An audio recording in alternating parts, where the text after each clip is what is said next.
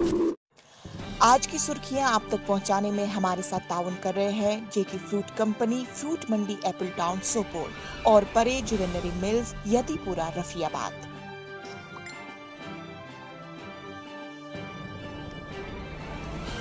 नाजरीन आदाब, अक्सर परवाज की खास सुर्खियों में आपका इस्तकबाल। मैं हूं आपकी मेजबान हैया बानी।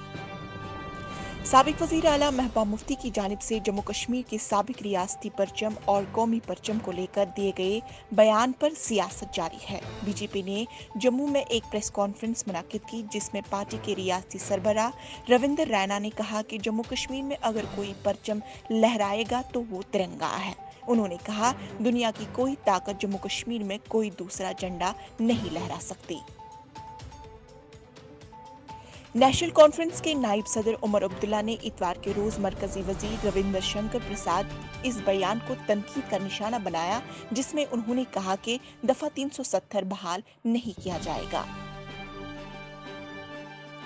मशरकी लद्दाख में भारत और चीन के माबैन कशीदगी के दरमियान वजीर दिफा राजनाथ सिंह ने वाज़ेह अल्फाज में कहा कि भारत अमन चाहता है।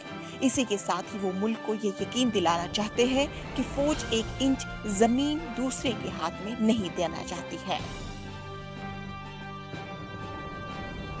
वादी कश्मीर के बालाई इलाकों में हल्की बर्फबारी के पेशनगोई की गई है, जबकि मैदानी इलाकों में मौसम उबड़ आलूदा रहने का इम्कान जाहिर है।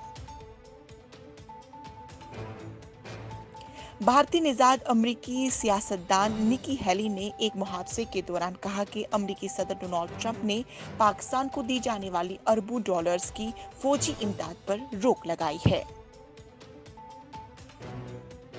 हिंदुस्तान के पहले वर्ल्ड कप के कप्तान कपिल देव को दिल का दौरा पड़ने के बाद एंजियोप्लास्टी के 2 दिन बाद अस्पताल से फारिग कर दिया गया। अफगानिस्तान के हुकूक इंसानी कमीशन ने फौज की जानिब से मुल्क के शुमाली मशरकी सूबे ताखिर में किए गए हवाई हमले में 12 बच्चों के मारे जाने की तस्दीक की है।